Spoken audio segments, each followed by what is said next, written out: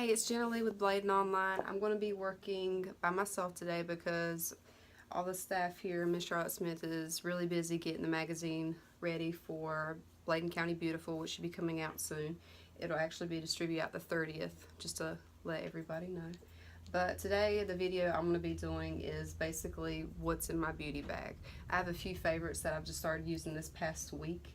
And when I buy products, I like to do my research on it and just to find out how it works and everything in it, just to because I like full coverage when I'm doing my makeup. But the brand that I've been using is called Kat Von D, and the reason why I like it is completely full coverage, and it's actually what I'm wearing right now. And why I like it is because it's for normal skin, but it leans a little bit more towards oily skin. So if you have a problem with oily skin, it's really going to help that dryness because it has that matte finish. So if you don't want to use powder, you don't have to with this foundation because it will dry with a matte. And the packaging is actually really pretty too. But I'm also using the concealer, and if any of you are familiar with the Shape Tape by Tarte, this is just like it. But a lot of people have problem with the Shape Tape because it actually creates dryness under your eyes, but this actually has more oils in it, so it'll help hydrate your under eyes as it's concealing those dark circles or anywhere else that you're trying to conceal, like dark spots. But this is one of my new favorites, is the translucent powder by Kat Von D. All these products are Kat Von D, and the reason why I like it is because it actually has corn silk in it.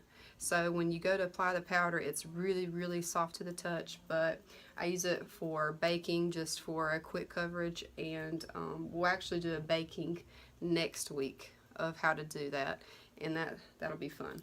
But baking is basically when you cake a ton of translucent powder under your eyes or any areas that you're trying to cover, and you let it sit. And the reason it's called baking is because when your face is heating or your pores is trying to release all of the oxygen and the heat, it's trapped under the powder, so it's baking the powder on your face, which came from baking. It was actually invented by drag queens, but I do it anyway.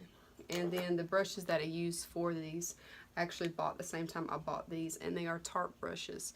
But a lot of people like to use beauty blenders when they put on their foundation. I personally like to use a brush because I feel like it just buffs in the liquid foundation a lot better than a beauty blender. I feel like a beauty blender just absorbs way too much, but I still use the beauty blender when I go to apply my powder, which I'll show you next week.